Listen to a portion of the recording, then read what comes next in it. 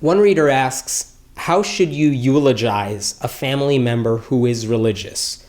And it's such a tough question to answer. I actually went to a funeral for somebody who was close to me a couple weeks ago. That person was not religious at all. And I know that's different from what the questioner was asking, but I think I would answer it the same way. The way that funeral ran was that, the family, as sad as they were and as much in grief as they were, they had a table with an homage to him. All the different things he loved and did in his life, they kind of had the story of his life on the table. When people spoke, they did not talk about, where he was in the afterlife. They talked about the impact he had on their lives. And I think even if your family member was religious and you had to deliver a eulogy as an atheist, you could do the same thing to say, this is why the person who died had such an impact on my life.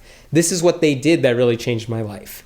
That is a powerful statement to make. That is something that would come across to religious audiences and non-religious audiences, because everyone would hopefully have stories like that.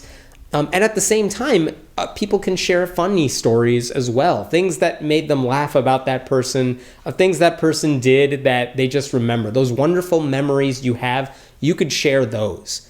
We did that at the funeral that I was at. I had the good fortune of reading a story that was sent in by a relative of that person's from overseas, and it was this hilarious story of the deceased's childhood and the silly things they did as a kid.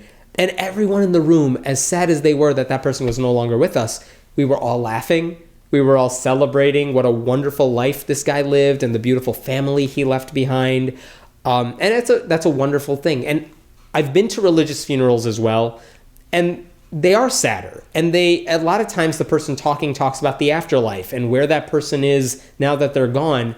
And to me, every funeral ought to be more of a celebration of life. It should be a time of laughter and celebrating this legacy that person has left behind, as hard as it is if you've lost someone really close to you.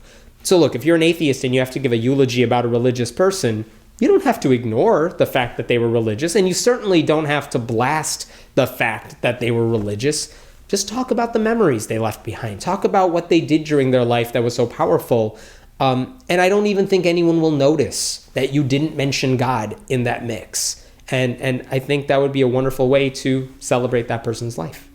My name is Hemant Mehta, and I write at friendlyatheist.com. Please leave your comments and thoughts below, and we will check them out soon.